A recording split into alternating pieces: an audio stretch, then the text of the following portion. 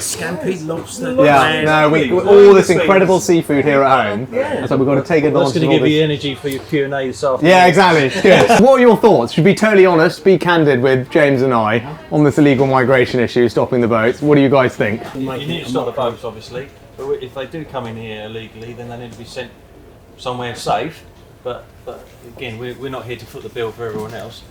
We don't work 7 days of the week to pay all our taxes then for someone else to sort of benefit. Yeah, you've got a tough job. It's as simple as that. 5 years of basically you've had everything thrown at you. Yeah. So including the kitchen sink. So it's Yeah. There was that news this weekend about another group of people dying in the Channel, right, to your point. These gangs, and I've been down to Dover and I've seen, you talk to the border force people who are on the front line dealing with it, you will not find a group of people who are more keen to get this problem sorted. What are the French actually doing? Because was it 40 million you've given the French? Yeah, I know which people. Well, I know people are kind of like, why are we doing that? But the reality is, look, we've got to. I want to stop this problem, and it's your point. We're spending £6 million a day on hotels. We don't want to do that anymore. A lot of the work that we're doing with the French and others is about stopping stuff before it gets to the French coast, because by the time it's got to the French coast, it's like you're saving penalties. So as they go travel through Europe, the borders probably say, well, crack on. If you're going to the UK, we'll let you go to the UK. This is the PM, so it's why Rwanda is so important. Because basically, France is a lovely country.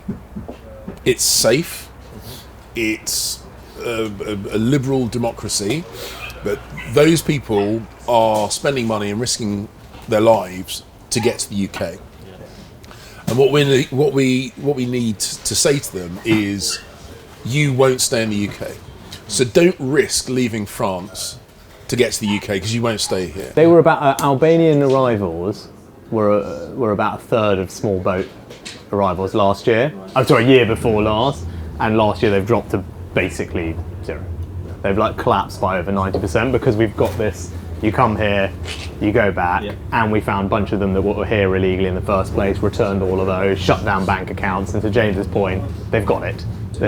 We've just made this a place where they know there's no point in spending the money to come. That message out. And this is where today. Yeah, you don't get told this on the news. On the news. Yeah, no, I get. That's why when I got this job and I set out these 5 priorities, obviously the economy is everything. We need to get inflation down and start cutting your taxes, and we're now doing that, which is very good.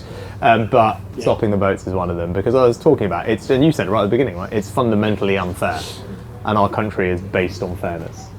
And of course it's expensive and it's border security, but actually this notion of fairness is so central to who we are as a people, as a country, and this just offends that notion of fairness. You put into it, I'm afraid. And as business owners, we work very hard. Yeah.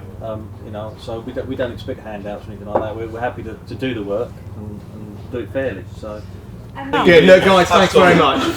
Such a pleasure. Really good to meet you. Yeah.